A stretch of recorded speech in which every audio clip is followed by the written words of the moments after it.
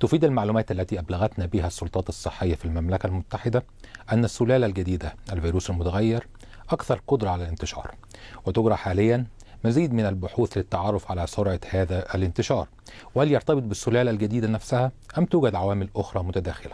ومن المعلومات المبدئية نعرف أن السلالة المتغيرة لا تسبب درجة أشد من المرض، والدراسات لا تزال تجرى على المصابين بهذه السلالة مقارنة بالمصابين بكوفيد 19.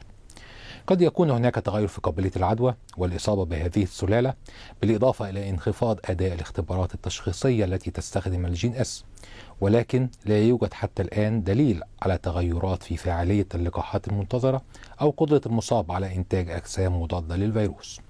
ومن المهم أن نعرف أن جميع الفيروسات تتغير مع مرور الوقت، وهذا يشمل فيروس جائحة كوفيد 19. وحتى الآن تم التعرف على مئات الأنماط المختلفة لهذا الفيروس في جميع أنحاء العالم، ونحن نتابع ذلك عن كثب.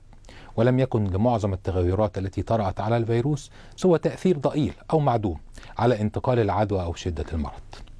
والسبب في اهتمامنا الخاص بهذه السلالة الجديدة أنها تحتوي على عدة مجموعات من التغيرات، والإشارات الأولية تشير إلى أن الفيروس المتغير قد يكون أكثر قدرة على الانتشار بسهولة بين الناس. وتنصح منظمة الصحة العالمية بإجراء مزيد من الدراسات الفيروسية لفهم التغيرات المحددة التي وصفتها المملكة المتحدة.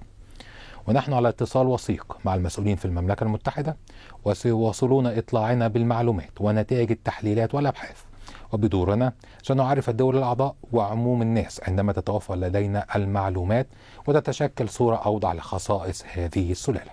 وما نؤكد عليه أننا في منظمة الصحة العالمية نعول على الدراسات ونأخذ بالبراهين العلمية لنعرف ما تأثير هذا الفيروس المتغير، وفي غضون ذلك ننصح الجميع بالالتزام التام بالتدابير الوقائية وإجراءات الصحة العامة من كوفيد 19 والامتثال لإرشادات السلطات الوطنية.